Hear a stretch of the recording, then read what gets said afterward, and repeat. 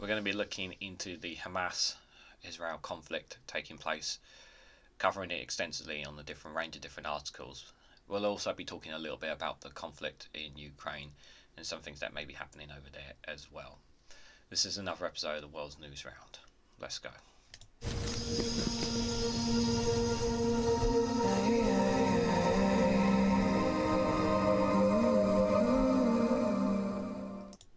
Good morning, good afternoon, good evening, wherever you are in the world. This is REGANELITE here with another episode of the World's Newsround. And before we dive into the articles, I wanted to make a little stressed and situation of why.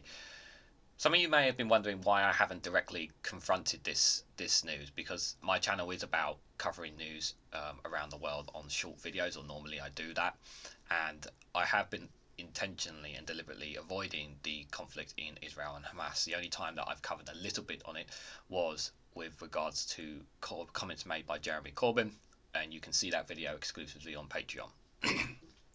So, Israel-Hamas, this conflict that has escalated since last week. The time of this recording is Saturday morning at 9 o'clock AM, just for reference, people. So, obviously, I have covered stories in the past with regards to attacks on from Israel doing Israel causing intentionally or unintentionally killing Palestinian innocents out there, and I have been very careful about what I speak and what I say on this situation. So I've waited for a while, and by the time you probably hear this, it's probably a good chance that Israel may have driven into Gaza, and it's going to get very bloody, if it's not already bloody. So why have I been avoiding the conflict? The reason I've avoided the conflict is because there's too much toxicity on both sides of the arguments. Now, I fully condemn Hamas for what they have done. I have to, you can't. There is a way to do things, and this is not the way to do it. Okay, kidnapping innocents doesn't resolve any situation. But at the same time, Israel has to accept its responsibilities as a nation, and they have not. They have treated Palestinians as second-class citizens. They have been treated like absolute crap. Many of them have been more deaths on Palestinian sides than the Israeli sides. But that in no way doesn't justify whatsoever Hamas's decision to do what they did. I'm not just justifying it in any way, shape or form. There is no justification for either way. However, the fact that the mainstream media are refusing to really highlight the issue that innocent Palestinians are dying needlessly as a result of this is outrageous. Everyone is all standing behind Israel. Okay, what about the innocent ones involved in all of this? Where is the innocent ones in this? That there has been loss of life, far more loss of life on the Palestinian side than there has been on the Israeli side. The numbers are there. You can go and have a look for yourself. And it is a horrible, horrible situation. What I'm really frustrated about is the lack of a need for a two-state solution, the lack of a need from the United Nations and from world leaders to ensure peace over there. They have not done anywhere near enough to ensure that peace. And there have been some Israelis, and rightly so, angry at the government for asking how did this happen, how did this kidnapping happen, and rightly so. Questions need to be asked about Israel on that regard, because it is only created this more tension between them. I don't want bloodshed. You guys know how I feel about this. It's very difficult for me. I am not picking a side, and I know people want me to pick a side, and I know people, based on what I've said, will automatically assume, oh, he's pro-Palestinian.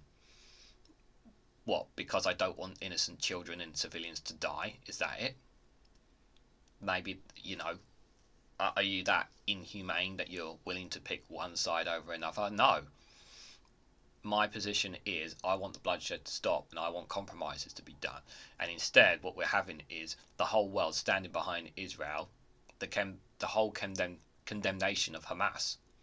But what I'm also seeing is that people are seen to point the finger at Palestinians when they are in such a hellish situation in Gaza, where they literally have absolutely nothing whatsoever.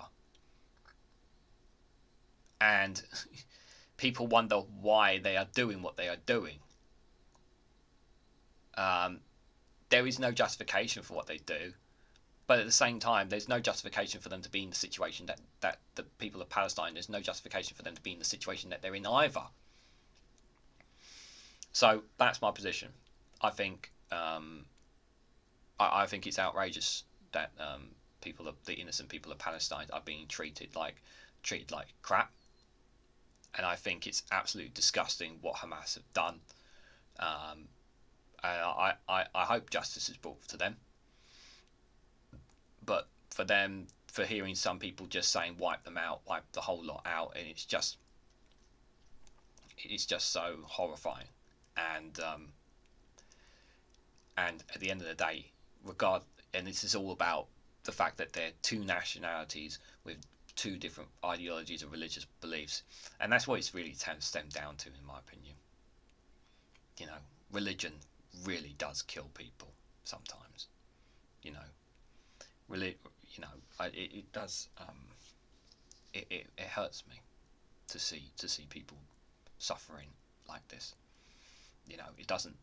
I don't take any pleasure when I cover what's going on in Sudan. I don't take any pleasure when I talk about the conflict in Ukraine or what's happening in certain parts of Africa. It's not easy for me to talk about. The last time I did a World Newsround, we were talking about men and women who are clearly being raped in Mexico along the border, desperately trying to get into the United States and being kidnapped, smuggled, and having to pay out all that stuff and no accountability for it.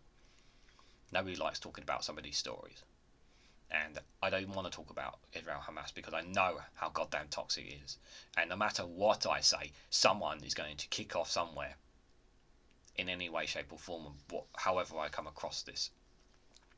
So you know what, if you want to brand me one side or the other, that's your choice. But for me, my position is this: stop the goddamn bloodshed. World leaders, get your bloody asses into gear and sort this out, because you've been sitting there for too long and you've not sorted out a solution. And for people who are saying that there can't be a peaceful solution, you look at the troubles in Ireland. No one thought that would be sorted, and yet here we are. There's peace between the two sides. It can be done. There can be peace. All there is the will to do it. It can be done.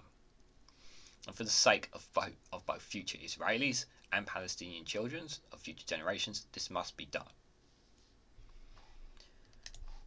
There's my little rant. So we're going to go into, give me 1 second here, now that I've gotten that out of the way.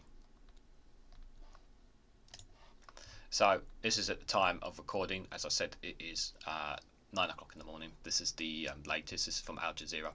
The Israel-Hamas live. Israel air raid pound Gaza as Palestinians seek safety.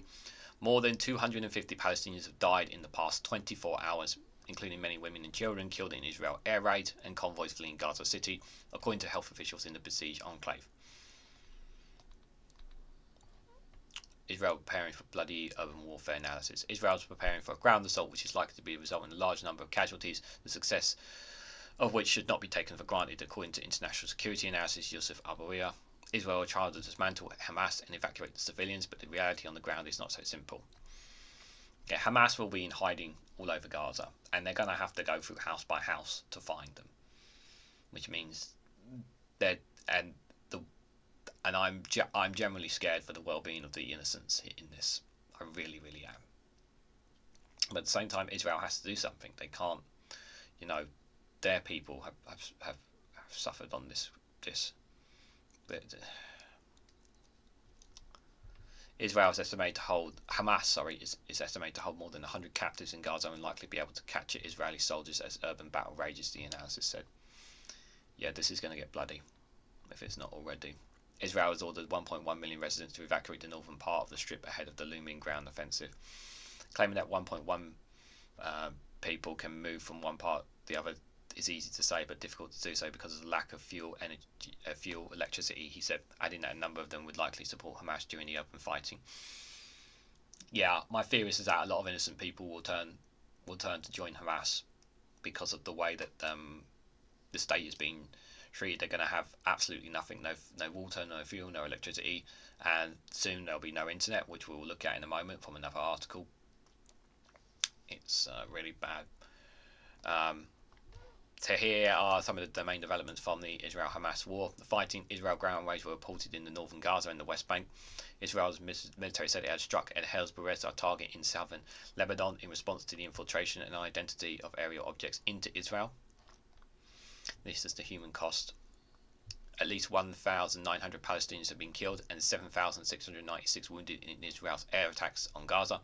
The number of people killed in Israel has reached 1,300, with 3,400 wounded.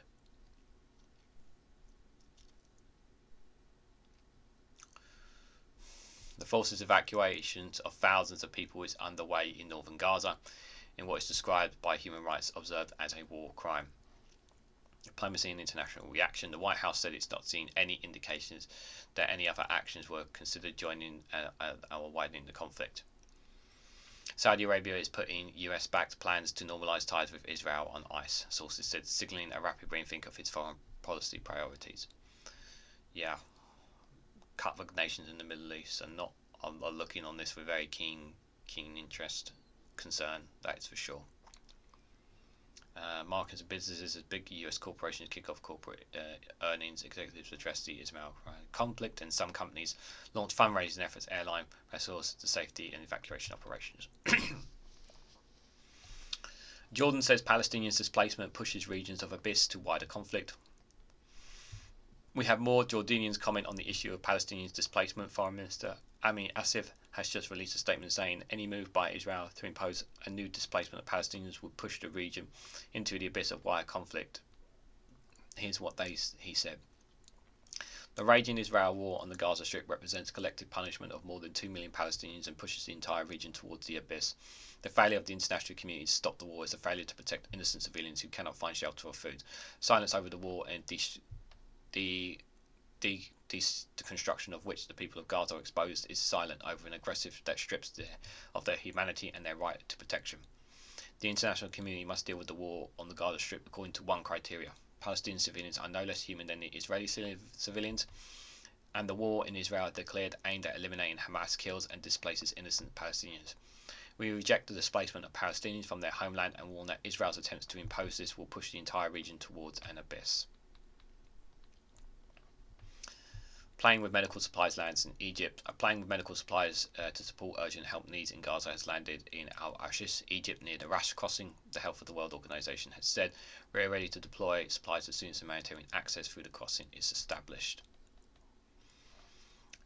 What have Egypt and Jordan said about Palestinian places? Egypt, the only Arab state to share a border with Gaza, and Jordan, which is next to the Israel-occupied West Bank, have warned against Palestinians being forced off their land. This is the cause of all causes. This is the cause of all Arabs. Egyptian President Abdel Fattah el-Sisi said earlier this week. It is important that the Palestinian people remain steadfast and present on their land.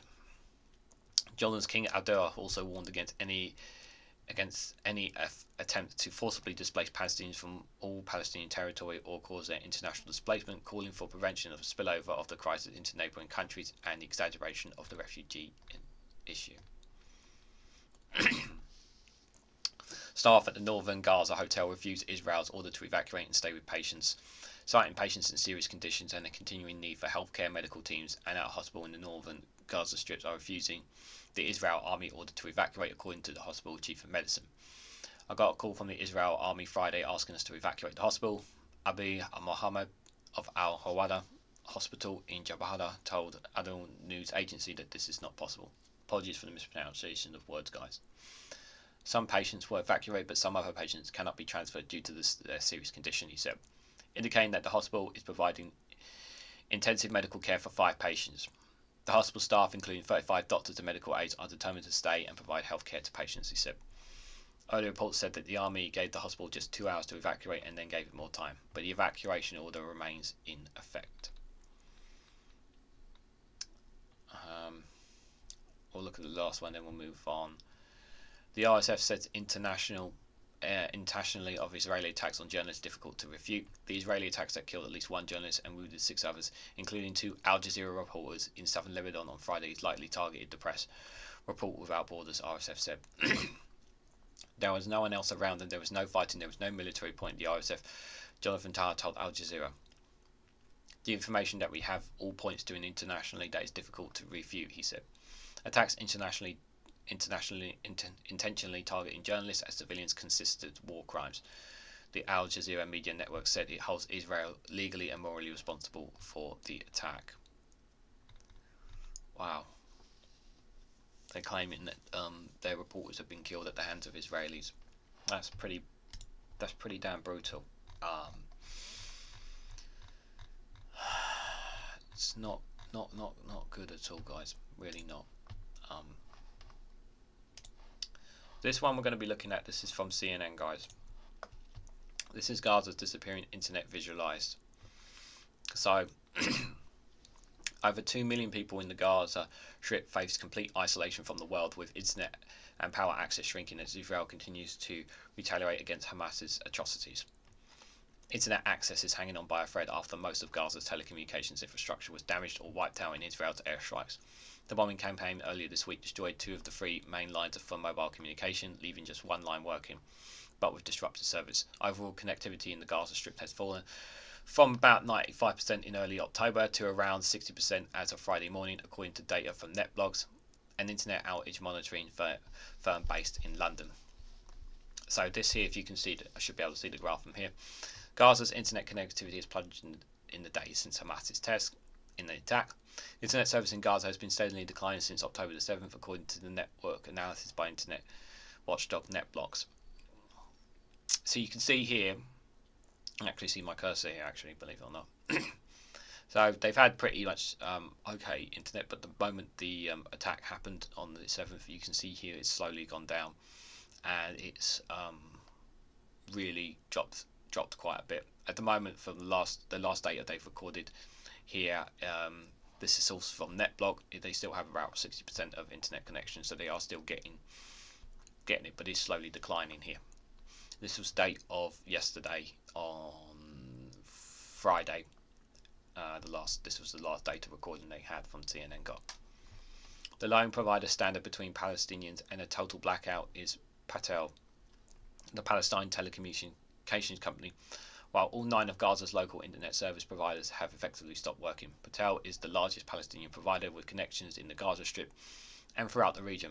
While currently enough of its cable network that supports fixed broadband and phone services remain intact, the company says it anticipates a total blackout if any more of its lines to Egypt or Israel are damaged. So this graph here, this is Patel is the lone ISP providing internet access to the Gaza Strip. While all 9 of its local ISPs based in Gaza are now essentially offline, Patel's infrastructure is precarious but is functioning. So all this pretty much here, it's its own main. Yeah, if you're not using it in Platinum, which is the main, seems to be the only internet provider now, all the others seems to have dropped off a cliff pretty much since the since the attack. That was also recorded on the same time there from NetBlocks. Internet connectivity in Gaza's Deir al-Bashir governance has been the most deeply impacted, according to NetBlocks. Overall connectivity in the region is currently at 38.9%. The area suffered damage in several locations, including Nusra's refugee camp struck by Israel airstrikes on Wednesday morning. Many of Gaza's most vulnerable residents live in Deir al-Bahir. It is home to 4 of Gaza's 8 refugee camps, providing shelter for at least 191,000 refugees, according to an estimate from the United Nations Relief and Working Agency. Much of Gaza has lost access to the internet. Deir al-Bashir, a government that is home to some of Gaza's most valuable populations, has the lowest rate of internet connectivity in the region. Access has dropped to about 60% in other areas, including Gaza City's Gilmore. So this is the overall network connection by government. Not very clear, this map of where is the most and least internet there. Not sure how to read that one, if I'm honest, guys. Palestinian internet providers can only offer 2G network services, which is much more sluggish than 3G and also more vulnerable to security attacks due to the weak encryption.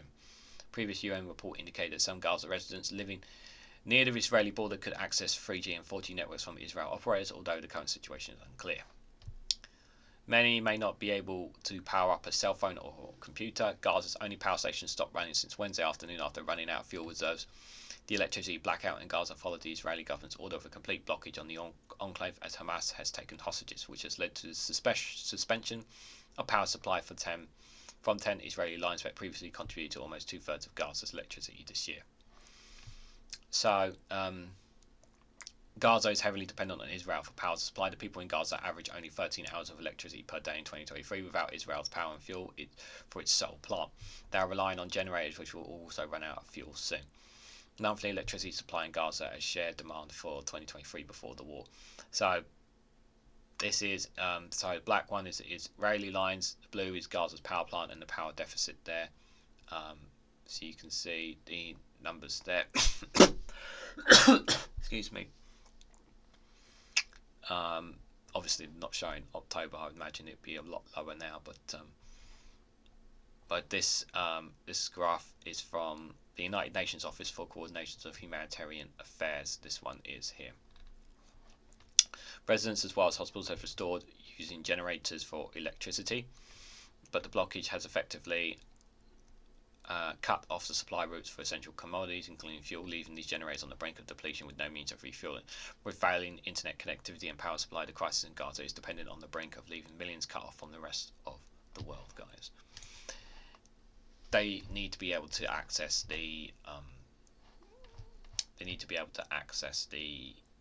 internet to be able to speak to the world. They shouldn't be shut off, in my opinion. But this one here we're going to be looking at from The Guardian, guys. This was a very early Saturday morning. Palestinians flee northern Gaza before expected Israel ground invasion. Thousands pack into cars and trucks or leave on foot after Israel told them to go as the violent flares in East Jerusalem and the West Bank. Thousands of people have been fleeing to the southern half of Gaza before an expected ground invasion on the blockade strip, as the Israeli-Palestinian conflict has entered into its bloodiest period in decades. The UN says it estimates tens of thousands of people have fled their homes and moved south, adding more than 400,000 Palestinians in Gaza were already internally displaced before Israel's military issued an order to evacuate. Hamas said 70 people had been killed when warplanes cars stuck fleeing south on Friday, while Israel's military said that its troops backed by tanks had conducted the first raids inside Gaza since the crisis began. Israel's media reported that a number of bodies of missing Israelis were retrieved in Friday's raid. Amid growing fears of escalating violence on several fronts after last weekend's massacre of Israeli civilians by the militant group Hamas, almost half of Gaza's 2.3 million trapped civilians face the decision of whether to leave home, possibly never to return, after the Israeli army issued mass evacuation orders in the early hours of Friday.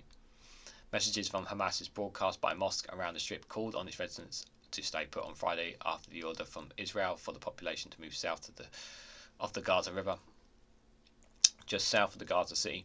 Hamas called it Israeli propaganda and urged residents to hold on to your homes and land. They need to be removed, Hamas. They're not helping this situation at all. Joe Biden said it was a priority to urgently address the humanitarian crisis in Gaza. We can't lose sight of the fact that the overwhelming majority of Palestinians have nothing to do with Hamas and Hamas's appalling attacks, and they're suffering as well as a result of, he said. I am so glad the President acknowledged this. I am so glad the President has acknowledged this. The UN warned that the order to flee and en masse would be calamitous and urged Israel to reserve its order. The UN General Secretary Antonio Guterres said the situation in Gaza has reached a dangerous new low and called for immediate humanitarian access Even wars have rules, he said. Wars have rules? I don't think so. But Israel's Prime Minister Benjamin Netanyahu said the bombardment of Gaza was just the beginning of his country's response. Our enemies have just begun to pay the price, he said late on Friday. For most of the day, there were no signs of mass movement. As the afternoon wore on, it appeared many people had decided that if they were going to move, it had to be before nightfall. The strip where Israel had cut off electricity would be plunged into the sixth night of total darkness amid continued airstrikes and shelling. By about 3 p.m, thousands of people from the northern town of Bet Hanoun and the sprawling Gaza Sea had begun making their way south by any means possible, some packed onto cars and trucks but with fuel supplies low because of the tightening of Israel's siege into the Mediterranean enclave. Many were walking distance of more than 12 miles. Israel's order to get out came 6 days after an audacious attack by Hamas gunmen early on Saturday on a Jewish holiday. At least 1,200 militias burst through dozens of points on the heavily militarized boundary around the Gaza Strip before fanning out to rampage through 22 Israel towns and kibbutzim and 10 army bases. The Rafah crossed into Israel is still closed to fleeing civilians in Gaza, and for those who are severely ill or have been injured by airstrikes that have pounded the 26 by 7 strip mile of the last 6 days, the World Organization has said the ultimatum is as good as a death sentence. Aid agencies describe the evacuation order as under such circumstances and so quickly as logistically impossible. More than 450,000 people have already left their homes at least once since Saturday, according to the Palestinian Health Ministry.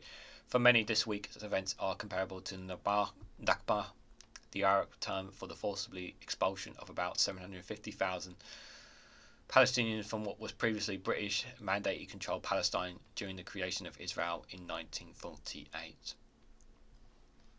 Yusuf Abu Rizk, the head city of Gaza's City El Shafi Hospital, said, "It's really a new Nakba, and it's even worse than the first one. No one can imagine what is going on the ground. It's horrible. Even if there is a decision to evacuate, it's not applicable. The patients will die." In the besieged city, the evacuation notice issued in the early hour of Friday sent panic through the civilian population and civil defense teams, who are already struggling under intense Israel airstrikes that have killed 1,900 people so far, leveling entire neighborhoods. The Israeli directive charged that Hamas militants were hiding under tunnels under Gaza City. Israel is not allowing food, fuel, or medical supplies into the strip in a tightening of its blockage, a move that the UN considers a war crime. So, this is Israel's orders of evacuation of northern Gaza here. So this is sourced from OpenStreetMap. So this, you can see in the white there is the Gaza Strip, and at the top the Gaza City there. You can see this is the highlight. The one that is highlighted in orange is the evacuation zone. The rest out of it is closed. The area has been closed by Israel military, and their only means out is from Egypt from the south, but it's been closed off by Egypt. There's a blockade, obviously. There is a blockade from the sea by Israel Navy and others in assistance as well. Yeah, it's not good at all. It really isn't. An Israeli Defense Forces IDF spokesperson admitted in a briefing on Friday morning that it would take time for Palestinians to follow the orders to evacuate in response to a question from The Guardian. The Army's media desk refused to clarify what time the orders were sent, whether it included a 24-hour deadline as the UN reported. Saturday morning marked 1 week since more than 1,300 people were killed in what is described as Israelis 9/11, more Israeli deaths in the entirety of the 5-year terror or Palestinian uprising of the 2000s. As reporters have gained access to affected towns in kibbutzim this week, the scale of the carnage has become clear. IDF officials said they entered streets strewn with bodies, finding women who have been raped and killed and children who have been shot or burnt.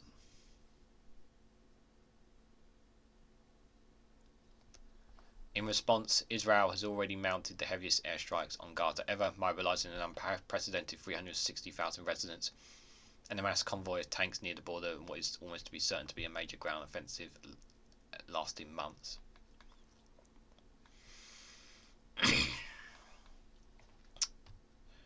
Scores of Israeli and foreign hostages were taken back to Gaza after Saturday's attack. The IDF confirmed on Saturday that more than 120 people were being held by Hamas. The militant group claimed on Friday that 13 captives have been killed in Israeli strikes over the last 24 hours. Human Rights Watch accused Israel on Thursday of using white phosphorus munitions in operations in Gaza and Lebanon. Allegations the army has denied. The expected incursion would be a pivotal movement in Israel's war with Hamas, the fifth during the 16 years since the group seized control of Gaza, leading Israel and Egypt to impose a blockade. It could also inflame fighting elsewhere. Fierce clashes between Palestinians and Israeli settlers and army personnel broke out around occupied East Jerusalem and the West Bank on Friday, killing at least 16 people. While to the north, a Reuters journalist was killed and 6 others from ATP, Reuters and Al Jazeera were wounded. They were caught in a crossfire shelling across the border with Lebanon. Yes, we saw in the Al Jazeera report. Israeli forces said early on Saturday that it had struck a Hezbollah terror target in southern Lebanon in response to a drone crossing the border. Hezbollah, an Iranian-backed militant group, had convened via mediators that it will be drawn into the fray. If Israel launches a ground assault in Gaza. See, this is going to bring other Middle Eastern nations in. If something is not, this could potentially be even worse than what we've had. The Middle East are not liking this at all. Iran could get involved. It's already hot enough there. With so much bloodshed. They need to do something to calm this down. Anything. On Friday, Iran's foreign minister Hossein said, "If these organised war crimes that are committed by the Zionist entities don't stop immediately, we can imagine any possibility." There is no safe place for Gaza civilians to go. Cairo, a frequent mediator between the Israeli and Palestinians, have discussed plans with the US to provide humanitarian aid, but has rejected moves to set up a safe corridor for refugees. Why?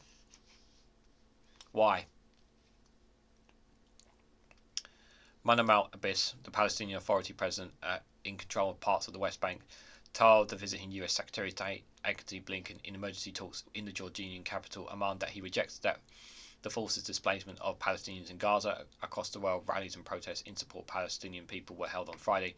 Tens of thousands of people gathering in Tahrir Square in the Iraq capital Baghdad, waving Palestinian flags and burning Israeli flags while chanting anti-US and anti-Israel slogans. Jewish communities have also held rallies in solidarity with Israel. This is a lose-lose situation, whatever happens, guys. Before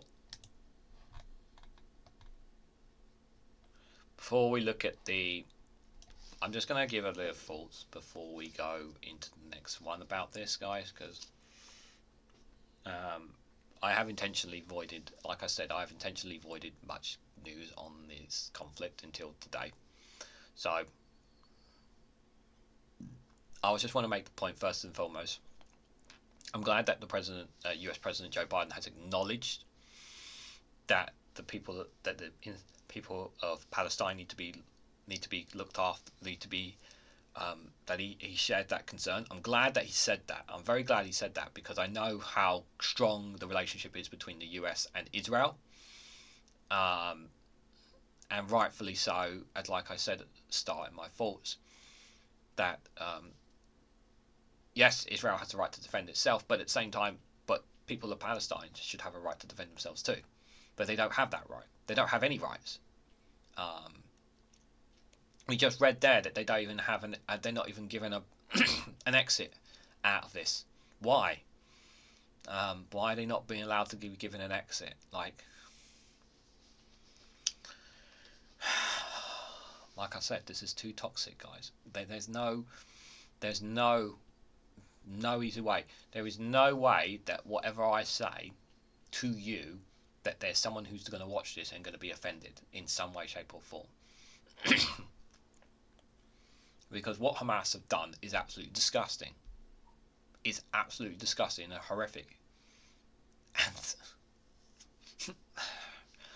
And yes, Israelis, whether you like it or not, they are rightly angry about this.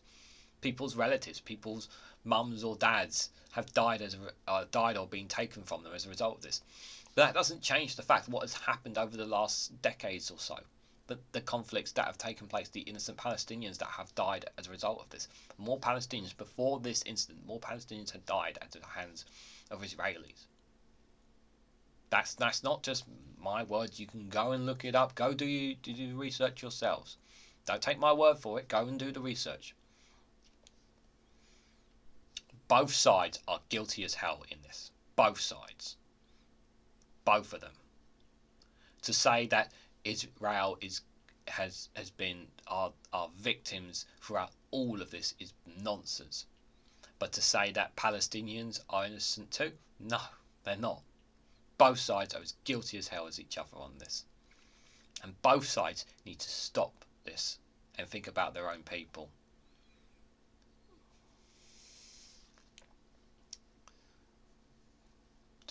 It's there is nothing that I can say that is going to convince people. Like I said, I just want the bloodshed to stop. So we're going to look a little bit. So there was a protest in the UK. Women arrested on suspicion of supporting Hamas as hundreds of officers set to police pro-Palestinian protests. By the time this is recorded, there would have been more. This would have escalated, but we know there's going to be mass protests for support for Palestine in London, and there might be some Israeli ones. So there may be clashes here, and there may be clashes taking place in other parts of the world, which is not good. A 22-year-old woman was held under terrorism act on suspicion of supporting a proscription organisation following a speech at a protest in Brighton on Saturday, as thousands of people are expected to join a pro-Palestinian march through central London. Oh dear. A woman has been arrested in Brighton on suspicion of supporting Hamas, as hundreds of officers are set to police a pro-Palestine protest in London. The 22-year-old woman was held under Terrorism Act on suspicion of supporting a proscribed organisation, Counter-Terrorism Police in South East said. It comes after investigation into a speech made by a woman at a protest in Brighton on Sunday. The University of Sussex confirmed the arrested woman, who has now been bailed until next month, was one of its students. The university takes very seriously our obligations to support students and staff to provide a safe and secure environment in which to work, live and study, and we will continue to take action to this end, it added. Hamas, the IDQ, the military wing of Hamas, has been categorised as a terrorist group by the US, UK and the EU. In Britain, it was prescribed by the Home Office in March 2001, and the ban was extended to cover the whole of Hamas 2 years ago. The escalating violence in the Middle East has seen protesters taking the streets of Britain and around the world, with some waving Palestinian flags and chanting anti-Israeli slogans. We're not going to show that video, guys. Not even going to go there. On Saturday, more than 100,000 officers will be on duty to police a pro-Palestinian protest in central London on Saturday. Again, you will have seen it by then. The Metropolitan Police said it was expecting thousands of people to travel to the demonstration, which starts at 12 p.m. and is due to finish at Whitehall at 3 p.m. Deputy Assistant Commissioner Lawrence Taylor said people do not have the right to incite violence or hatred. The law is clear. For support for prescribed organisations is illegal. Anyone with a flag in support of Hamas or other prescribed terrorist organisation will be arrested. We will not tolerate the celebration of terrorism or death, or tolerate anyone inciting violence. We have seen behaviours this week that are unacceptable. They are hateful, and there's no place for that in London. Home Secretary Suella Braverman has suggested waving the Palestinian flag may not be legitimate, and Immigration Minister Robert Jenrick said foreign nationals could be deported if they commit anti-Semitic acts or praise Hamas. But the Met Police said he has written to Attorney General and Crown Prosecution Service to clarify what constitutes a criminal offence in these situations. This is extremely dangerous. Dangerous from the Home Secretary to say that people aren't allowed to wave the Palestinian flag. Palestinian flag does not mean necessarily it's the support of Hamas. It's very dangerous, to say the least, to say that. A full spokesperson says an expression of support for the Palestinian people may more broadly include flying the Palestinian flag. It does not alone constitute a criminal offence. However, there are some situations where the presence of a flag or banner can be used, specific words or phrases can be seen as intimidation, and in some circumstances can be seen as intended to cause harassment, alarm or distress. It comes as collisions of activists and charities raised concern about government ministers' rhetoric since the crisis began. In a letter to Prime Minister Rishi Sunak, the groups such as Black Lives Matter, the Muslim Association of Britain and the Sri Lankan Diaspora UK raised concerns that the language used by the Home Secretary and Foreign Secretary James Cleverly should leave Britain complicit in massacres and ethnic cleansing. This is very dangerous rhetoric from the Home Secretary. I'm just going to put this out there. She really, this is not the time for picking sides. It's very dangerous. It's very, very dangerous. I'm absolutely, like I've said it a number of times, and I'll say it again. I absolutely condemn. I condemn what Hamas have done. It is absolutely disgusting. Doesn't change the situation over there. You can condemn it all you want, but it doesn't change the situation that innocent Palestinians are suffering as a result of this. So, before we go to Ukraine, guys, one final story here. This is from Byline Times. This one. The argument: Israel, Gaza, and the spectacle of genocide. Israel appears to be seeking collective punishment for Hamas's atrocities, and this is not self-defense under international law. Now, I don't condemn or praise this article. I'm just going to read it to you, and you can make what you will of it. The spectacle of genocide yet again haunts in the Middle East. Last weekend, Hamas committed a series of massacres slaughtering 260 young people at a music festival and scores of residents in Kherson and other settlements. For Jews, the horrific violence congealed the long history of pogroms which culminated in the Holocaust. For those of us who studied mass violence, those with genocidal massacres were targeted because of their identities as Israelis and Jews, whether political motives their perpetrators harboured. The atrocities were committed in full knowledge of the shock that it would cause, which has rightly been compared to 9/11, and the inevitability of a hugely violent Israel response. It is testimony to the depth of political feeling and the reaction that some people have been to wave Palestinian flags. I'm all for freeing Palestine, but first the Palestinian cause needs to free itself from the shame of this genocidal violence. And Hamas mentally has that justifies it, which sees all Israelis as settlers and therefore not civilians. There are unmistakably genocidal elements too in Israel's violence and threats to Gaza.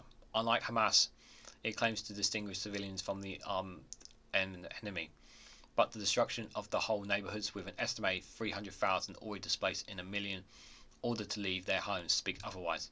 Cutting off power, water and fuel until Israeli hostages are freed turns Gaza's entire population into hostages. For Palestinians, this all invokes the Nakba of 1948. To all intents and purposes, Israel has abandoned a series of discrimination for collective punishment. If the threats are carried out, it will be deliberately infiltrating on the group conditions of life calculated to bring about its physical destruction, at least in part, as the Genocidal Convention puts it, while extensively destroying Gaza's social as well as its built infrastructure.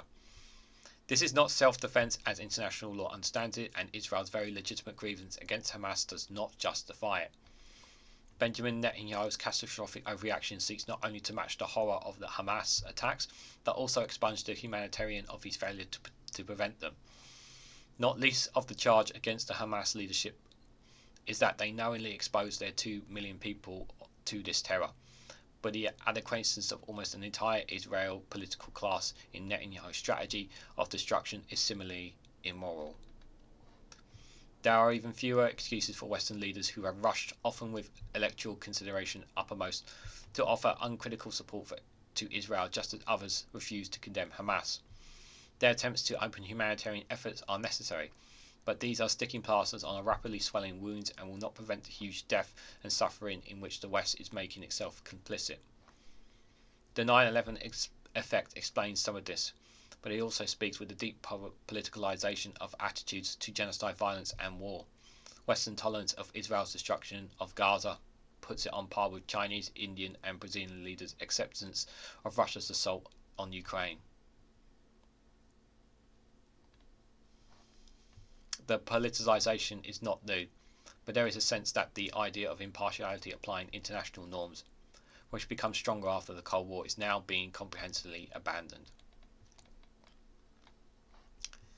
It was probably inevitable, given Ukraine's need for allies, that Volodymyr Zelensky would align with Israel in this crisis. But the situation Ukraine faces is closer to Gaza, and there must be many in its towns and cities viewing the Israeli bombardment, the rubble, and the desperate civilians who can free this affinity. For those of us who do not face Zelensky's pressures, it should not be a question of choosing between Hamas and Netanyahu, between genocidal massacre and counter-genocidal war. The normalization of violence against civilians, which we see in so many conflicts from across the world, from Yemen to Chechnya to Sudan, must be robustly and consistently opposed. In this process, the idea of genocide must be returned from a political slogan. It has too often become into the method of understanding, criticizing, and ending the violence of state and armed movements, which was originally intended.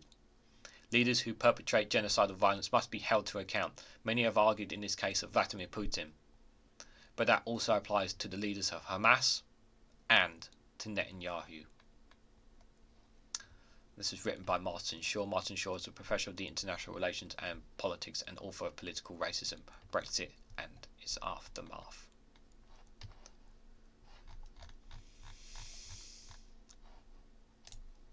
So all my final thoughts before we move on to the Ukraine war. Accountability needs to be made, and innocents have suffered at the hands of both sides in this. People's lives have been lost, people's homes have been destroyed, and this has gone on long enough.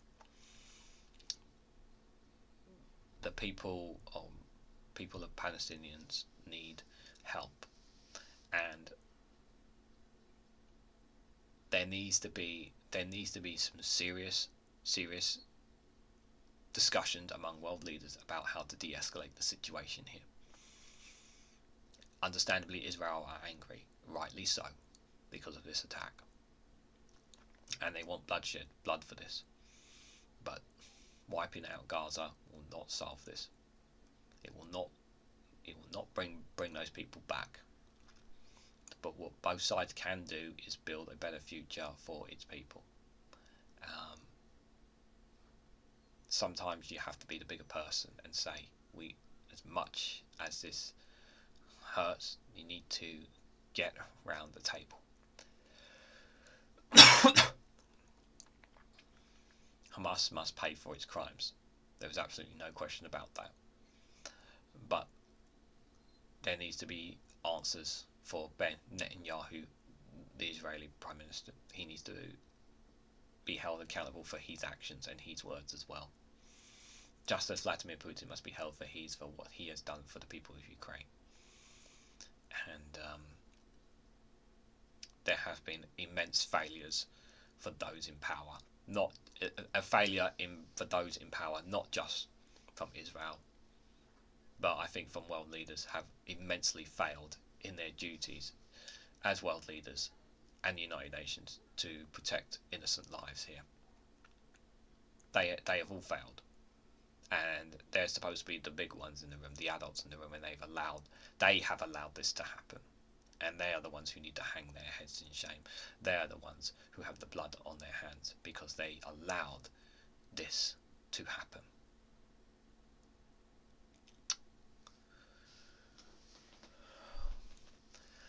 For the record, I will not be covering any short videos or any videos with this.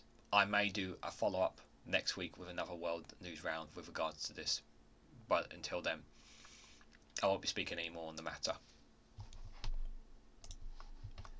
We're going to move on. One moment. So let's have a look at what's been going on in the conflict in Ukraine, guys. So this is the latest from the Kiev Independent here. One of the latest stories that came out, that a Russian airstrike on Beryslav, Kherson Oblast, it kills one. So it's been pretty much a stalemate in the conflict in Ukraine, Russia. Excuse me. it has been, but there hasn't been much movement at all really from both sides. It's been pretty much a case that Russia are pretty much bogged down in the areas that they are, and the counteroffensive has really kind of not really made much movement. And there is a fear that the longer this drags on, the more it plays into Russia's hands. But let's look at this one here. So, Russian troops struck Beryslav in Kherson Oblast early on October the 14th, killing a 60-year-old woman. The governor, Oskar Proskin, reported the attack hit a private residence, leaving the woman under rubble. According to Proskin, she died of her injuries later on. Russian forces likely use guided aerial bombs to carry out the strike, the Kherson Oblast prosecutor office said on Telegram. Civilian infrastructure facilities were also damaged, the prosecutors added. The city of Beryslav lies on the Kiev-controlled west bank of the Dymo River in Kherson Oblast, some 70 kilometers east of the regional's capital. Ukrainian armed forces liberated Kherson and other regional settlements on the river west bank on November 2022. Russian forces were pushed to the east bank, where they have been fighting at the liberated territories, regularly resulting in civilian deaths and injuries. On the 13th of October, a Russian drone dropped explosives on a car carrying a married couple in Beryslav, killing a 34-year-old woman and severely injuring a 36-year-old husband. Some of the other stories here. Russia claims 2 drones shot down over the Black Sea. Alexei, the mayor of the Russian Black Sea resort of Koshkin, claimed on the 14th of October that local air defences shot down 2 drones over the sea that morning. That there were no casualties or damage in the city, according to Guski. The pro-Kremlin Russian telegram channel Mask published a video allegedly showing the work of the air defense over Aldir, Shkovsky's southernmost district. Mask city Aldir residents saying they heard 5 or 6 explosions followed by power outage in some houses. Godokowski, however, didn't mention anything about electricity cut-off resulting from the attack. The Russian Defense Ministry confirmed the drone attack, saying that 2 targets were downed near the Black Sea coast of Russia's Kherson, where Shkovsky is located. These claims could not be independently verified, though. Reports of drone attacks within Russia have increased in recent weeks. Moscow usually blames Ukraine for such attacks, while Kiev rarely takes responsibility. On the 4th of October, Ukrainian drones hit a Russian TS-400 Triumph air defense near Belgorod, according to Ukrainian military outlets, citing sources from the Security Service of Ukraine, the SBU. And just the final one here, this is an update just on the number of losses here from the General Staff, that Russia has lost 2,860, 890 troops in Ukraine since February the 24th, 2022. This is the estimated reports, obviously. The General Staff of Ukraine's Armed Forces reported on the 14th of October that Russia has lost 286,890 troops in Ukraine since the beginning of the full-scale invasion on February 24th last year. This number includes 970 casualties Russian forces suffered over the past day. According to the report, Russia had lost 4,940 tanks, 9,337 armoured fighting vehicles, 9,225 vehicle and fuel tanks, 6,833 artillery systems, 811 multiple launch rocket systems, 547 air defense systems, 317 airplanes, 316 helicopters, 5,265 drones, and 20 boats, it has reported. Obviously, these are the best accurate information that the General Staff usually has to try and keep us up to date with the numbers, but these are still attacks, not big ones, but obviously small. Still certain lives being lost, obviously, as a result of the conflict going on in Ukraine. So I wanted to show you this last story, guys. Let me just make sure this is definitely on the right one before we move on. So this one is basically Zelensky basically speaking. This is from the Kiev Post, and I'll give my final thoughts on what I think is going to happen over the Ukraine war. So Russia's loss would open a historic change for geopolitical stability from Scandinavia to the South Caucasus, Zelensky has claimed. The Ukrainian leader shared his thoughts on the security situation in the Black Sea region and the Euro-Atlantic space with the leaders of the countries of the Joint Expeditionary Forces. This dropped today from the Kiev Post, guys. So, President Vladimir Zelensky spoke at a meeting on Friday, the 13th of October, on a joint expeditionary forces format. In his address, he emphasised the need for geopolitical stability in the whole Europe-Atlantic space, and also talked about the work of our state on new cooperation formats in the Black Sea region. The website of the President's Ukraine reports. It does not mean that capabilities of one nation are too weak. It means that the task we face is too big. We need reliable geopolitical stability in Europe, and more broadly, the whole Euro-Atlantic space, Zelensky stated. He said that while NATO nations are part of the Euro-Atlantic space, not all democratic countries are engaged in the same form of defence. That's why Ukraine, being on the road to NATO, is developing a system of security guarantees. Geopolitical stability is the basic element for all other forms of stability. Can a nation alone guarantee geopolitical stability for itself? Definitely not. Can the main allies existing on our continent, NATO, do this? Yes, but only if its members know how to be allies, he said. Zelensky said that the capabilities of large alliances grow on the basis of meaningful, local cooperation. He explained, currently are working on creating a new format of cooperation and strengthening our existing ones in our region, the Black Sea region. I visited Bucharest at the meeting with President Ioannis, apologies if I mispronounced that name, and we agreed that the relations between our states, Ukraine and Romania, deserve the level of strategic partnership Zelensky had set. We are also working effectively with the Ukrainian-Moldova-Romania triangle. Ukraine has extremely important cooperation with Bulgaria and Turkey. Zelensky also spoke about security prospects in the South Caucasus region neighbouring the Black Sea, especially thanks to Ukraine's defence against Russia's aggression. He said that now Georgia could get the chance to restore its territorial integrity. All of us are now at a historic point, said Zelensky. We have only two options. Either terrorist Russia will succeed in breaking freedom, and then the zone of geopolitical instability which can exist in the east of Europe will spread throughout the continent, he warned.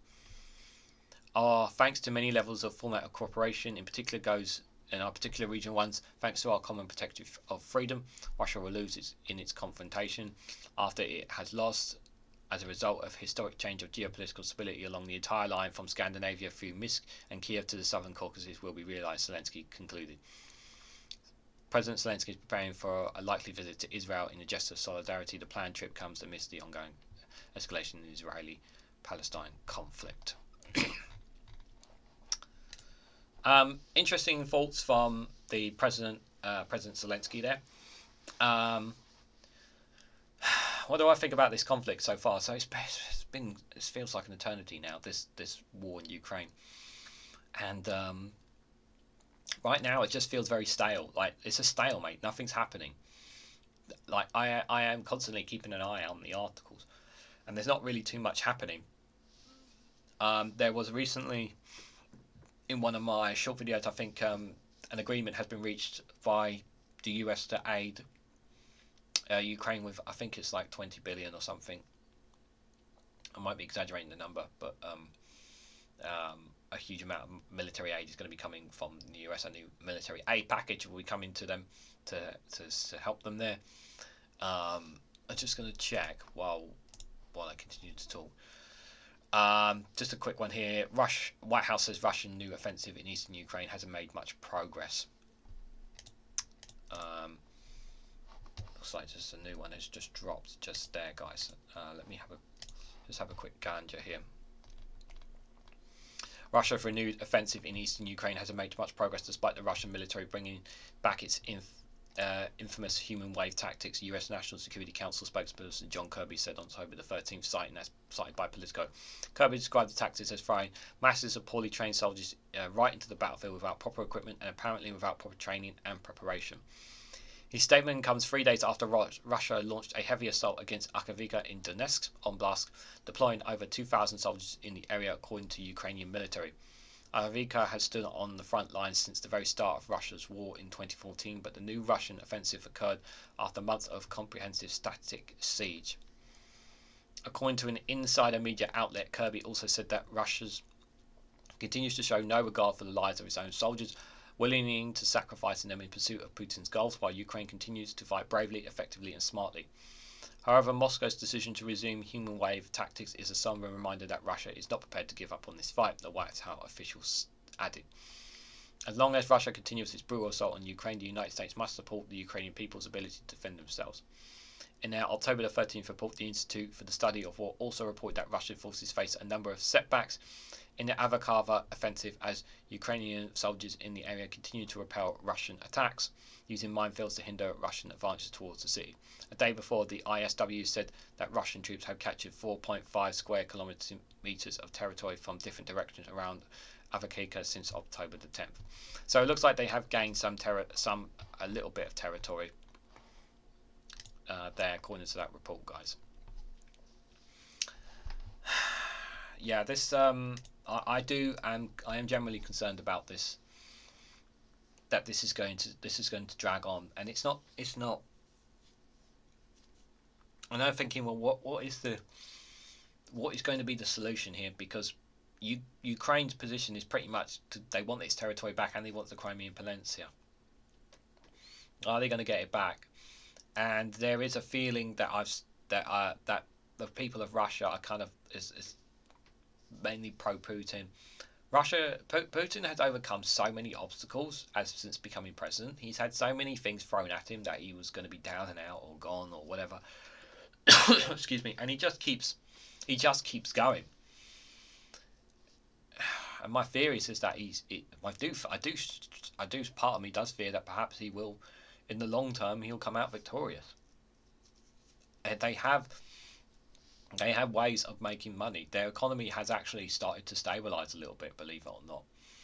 I've seen some of the things going, seen some of the numbers that they are slowly coming back to themselves, because even though they're not getting cooperation with Europe as much as they used to, obviously with oil and stuff, there's still plenty of other nations that are willing to buy off them. So it's not as if Russia are going to die of starvation or anything like that. They're a very powerful nation, and people will want to buy from them, trading wise and whatnot. So it's not looking like this is going to change anytime soon. How much more can the West, can the US, UK, France, Europe, how much more can we just keep throwing weapons to supplies at Ukraine? They don't have the bodies, as many bodies as Russians do. Yes, Russians are throwing away innocent lives in this conflict, but when is it no longer going to be a stalemate? So, guys, we have gone well over the hour mark. I've talked on for very long. Obviously, there'll be some controversy about some of the things that I've said. I'm expecting it, guys, but if you have watched all the way through, thank you very much for watching. I really do appreciate it. If you enjoyed the content, I don't know why you would, but if you found it interesting, fascinating, my thoughts and that on Israel and Gaza, the Israel and Gaza conflict, the attack on Hamas, if you found the information on the conflict in Ukraine interesting, please hit the like button, share across social media, across your contacts, and don't forget to hit the subscribe button and the bell notification icon so when you'll be notified of when I publish more videos for you guys. Thank you very much for watching. Take care of yourselves, look after your loved ones, and I hope to catch you all very, very soon.